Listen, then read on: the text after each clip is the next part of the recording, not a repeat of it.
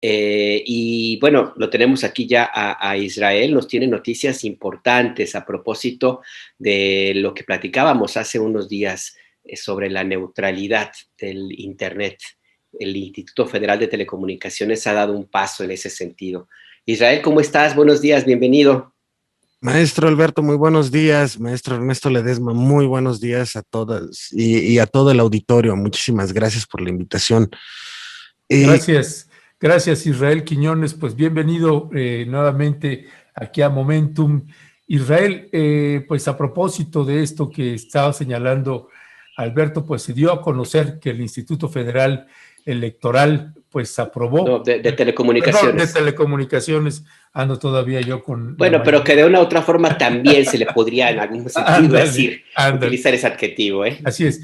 Pues bueno, este Instituto Federal de Telecomunicaciones, Israel, pues aprueba la política de México respecto a la neutralidad de la red. Y déjame leer cómo oficialmente lo llaman a este nuevo lineamiento, que es lineamientos para la gestión del tráfico y administración de red que deberán sujetarse los concesionarios y autorizados que presten el servicio de acceso a Internet. Pues vaya título, pequeñito y cortito, pero este es el que se dio. Y si fueras tan amable, Israel, pues tenemos prácticamente 20 minutos para abordar el tema. Bueno, tendrás 20 minutos para abordarlo. Así que, si puedes explicarle a la audiencia, tradúcenos este término y esto de la neutralidad de la red, ¿en qué consiste? es un tema realmente para el uso social. O sea, ¿por qué lo digo de esta forma? Al principio, digámoslo así, cuando se comienza a usar este tema de las redes, de la red mundial, la idea era que fuera un espacio de libertad, de innovación, donde no entraran términos como capitalismo, neoliberalismo, mucho menos que todo fuera simplemente negocio.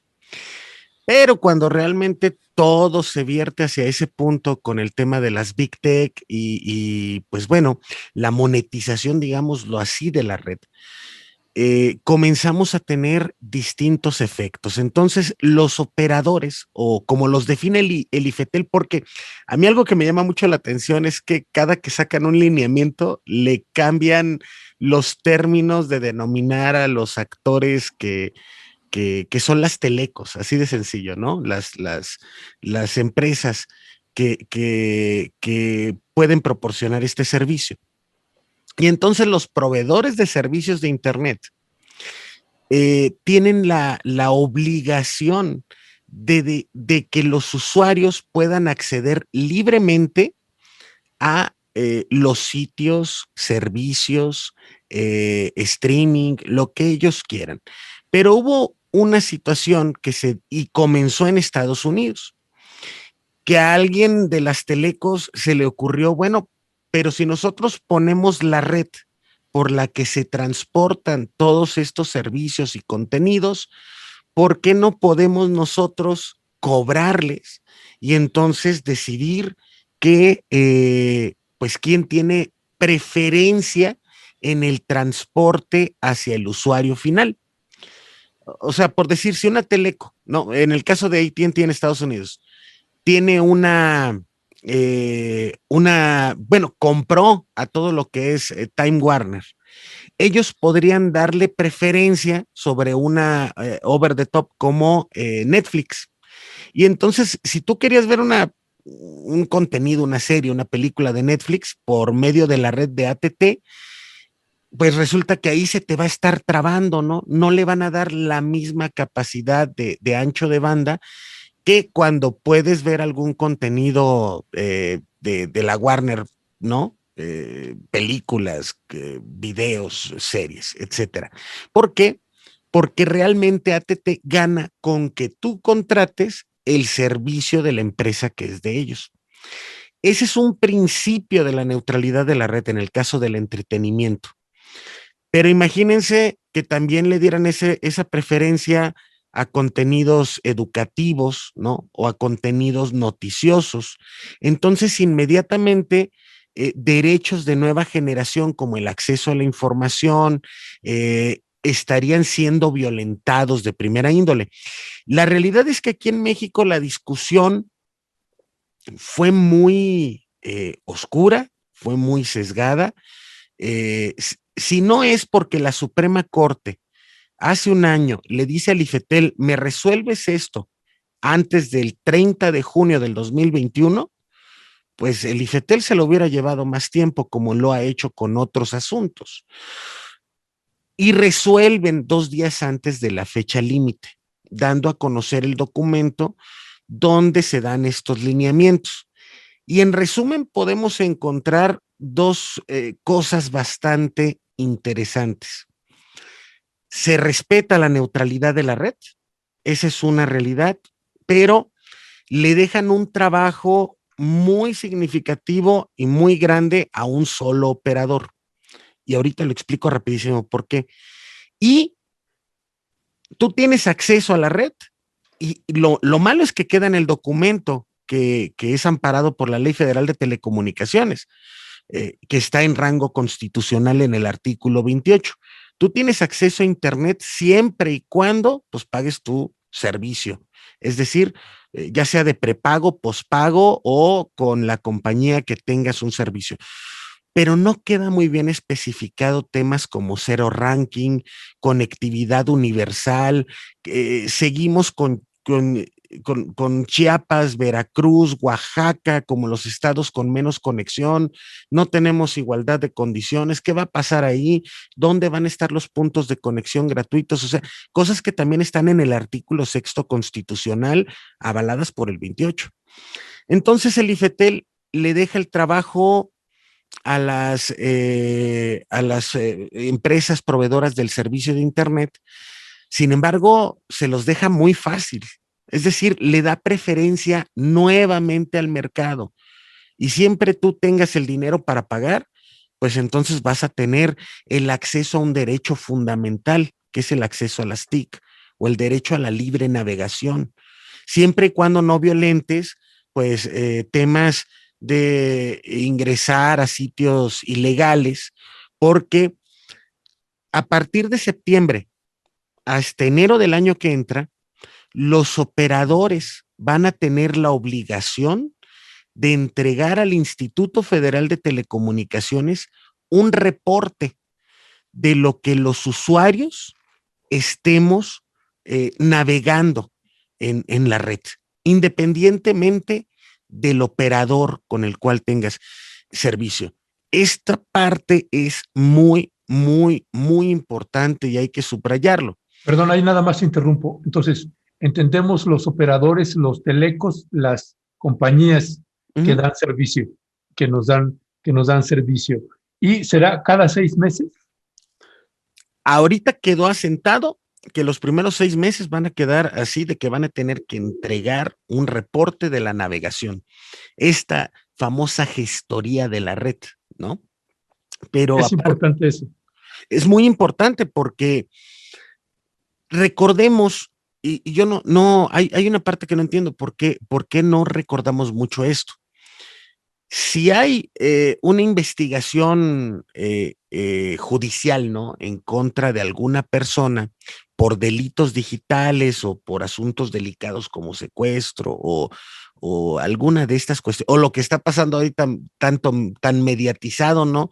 Distribución, contenido y descripción de temas tan delicados y fuertes como pornografía infantil. Todas las telecos tienen la obligación de guardar tu información de navegación. Y eso es por ley. Está en la Ley Federal de Telecomunicaciones y Radiodifusión. Es decir, nuestros datos personales, toda nuestra información, qué ves, qué no ves, en qué momento lo ves, a qué hora entraste, etcétera, está retenido por las telecos, por los proveedores de servicios de Internet. Más o menos un reporte similar, pero sin especificar usuario, se tendrá que entregar al instituto, porque ahí hay un problema también con este tema de la neutralidad de la red.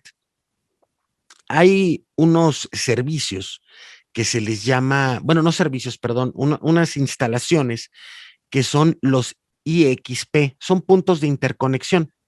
Es decir, todos los datos de navegación llegan a ese simple espacio. Y si tú te metes a la página de la UNAM te va a regresar la información y hay un intercambio entre los protocolos de datos para poder solicitar la información por medio de una dirección web y la información que te retorna a donde tú ingresas. Pero en México solo tenemos un punto de interconexión que está aquí en la Ciudad de México. Y les pongo un ejemplo. Derivado de ello, en Brasil hay más, o sea, no me voy a Estados Unidos ni a Europa, les digo Latinoamérica en un nivel más o menos económico como el de nosotros, pero Brasil tiene aproximadamente 150 puntos de interconexión de este tipo. Entonces, por ello la navegación es mucho más ágil y también tienen un mejor sistema de vigilancia digital. Aquí entramos en un tema bastante delicado de quién tiene nuestra información, porque en algún punto que todas las telecos y operadores de estos servicios llegaron y reclamaron asesores y especialistas que por qué se iba a hacer el pan-out, que quién iba a tener nuestros datos personales biométricos. Pero si ya tienen nuestros datos personales, entonces no entiendo también cuál era la apuración, ¿no? O sea, si tú ahorita haces un contrato de alguna tarjeta de crédito en línea, que también va a estar registrado por el punto de interconexión y por la teleco que te ofrece el servicio, pues también van a tener tus datos biométricos, ¿no? Desde los pulgares, fotografía, ojos, cara, nombre. Entonces, toda esta información, a final de cuentas, le va a caer al IFETEL. De aquí a que se tiene listo, bueno, para demostrar de manera, estamos respetando la neutralidad de la red, todos los usuarios tienen libre navegación, pero insisto, le dejaron al mercado esta idea de libre mercado sin una idea de beneficio colectivo y social es lo que ha llevado a que no tenemos conectividad. Y con todo respeto, había unos datos que en este momento estaban saliendo de la famosa red compartida, que es la que comparte Alta en Redes, el Instituto Promotor de la Inversión, el Promptel, y CFE Telecom Inversión para Todos, tienen 3 millones de personas que utilizan esa famosa red compartida. El problema es que, por ejemplo, América Móvil en su división móvil, en Telcel, en Radio Móvil Dipsa, tiene 76 millones de usuarios en México. Y ATT junto con Movistar juntan 45 millones de usuarios. Es decir, sumando toda esta cantidad, y son datos del BIT, del IFETEL, del Banco de Información de Telecomunicaciones. ¿Quiénes suman los 45 millones? Los 45 millones los suman entre ATT y Movistar. Okay. Aquí hago una pequeña aclaración rapidísimo. Lo que pasa es que Movistar dejó de invertir en México y vende toda su infraestructura y se convierte en lo que se llama en el sector un operador móvil virtual. No tienen ni empleados ya. y le renta la infraestructura a ATT. Entonces, a final de cuentas, es como si fueran una sola compañía, ¿no? El asunto aquí es que entre toda esta suma de usuarios están concentrados en las 15 ciudades más grandes del país. O sea, ni siquiera llegamos a las 32 capitales del país. Ese es el tema.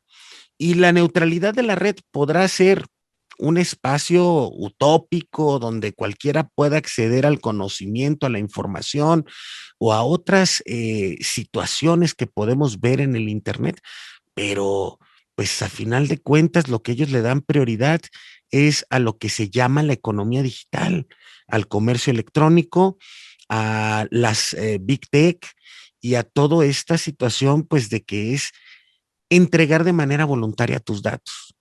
Es un tema preocupante. Israel, hay un par de inquietudes que me surgen de esto que comentas que me parece muy preocupante. Una de ellas, cuando hablamos de que están obligadas las empresas proveedoras del servicio de Internet de entregar, de conservar tus datos de navegación, ¿por cuánto tiempo? ¿Y qué es lo que dice la ley sobre el uso en que tendrían, si es que existe algo parecido, el uso que se tendría que dar a esta información? ¿Quién, cómo? No sé, pues, algún consejero del Instituto Federal de Telecomunicaciones podría eventualmente tener acceso a mis datos de navegación. Y una pregunta que hacen en la audiencia que me parece también pertinente, pregunta Claudia de Lara, ¿dónde consultamos los derechos de usuarios de Internet? Si nos pudieras en estos minutos, mi querido Israel, por favor. Maestro Alberto, mire, es una pregunta sumamente importante porque una teleco puede conservar tus datos hasta por 3 meses. En el caso de que el único que se supone que puede consultar esa información por ley es las fiscalías. Si tú recibes una denuncia de acoso, ahorita lo que está pasando mucho con los temas de los sexting, ¿no? Tan famosos que se mandan un pack y luego lo distribuyen y hacen lucro. Lo que está pasando ahorita con el tema de esta famosa youtuber, ¿no? Esta distribución de contenidos que a final de cuentas salen de un dispositivo móvil, un dispositivo fijo por medio de redes de telecomunicaciones, pueden ser solo accesados en el caso de que sean solicitados por la autoridad judicial. Pero si un consejero puede tener acceso a esto o de las mismas operadoras privadas, técnicamente sí, legalmente no, pero el que supervisa esto es el instituto. Entonces, el instituto dice tener 1,500 millones de pesos anuales de presupuesto para hacer todas estas supervisiones, recabación de datos y mantener en operación el instituto. Pero póngale usted que en este momento hay 6 consejeros que cobran 305,000 pesos y 307,000 pesos mensuales. El consejero, el comisionado presidente, ¿cuánto se nos va a ir de presupuesto y cuánto no queda para poder realizar estas supervisiones? Porque luego dicen es que no tenemos presupuesto para generar este acto o para hacer la supervisión de que los derechos de los usuarios se estén cumpliendo o esta otra situación. Y el caso de la consulta de los derechos de los usuarios está en el artículo 6º constitucional y en la Ley Federal de Telecomunicaciones y Radiodifusión, que emana del artículo 28 constitucional. Y este tema, pues, indica de que son derechos fundamentales. Y, y una aclaración aquí. Cuando hablamos de derechos fundamentales, es decir, de derechos de nueva generación, se elevan al rango de, de tema como derechos humanos, porque a final de cuentas un derecho humano es el acceso a la información.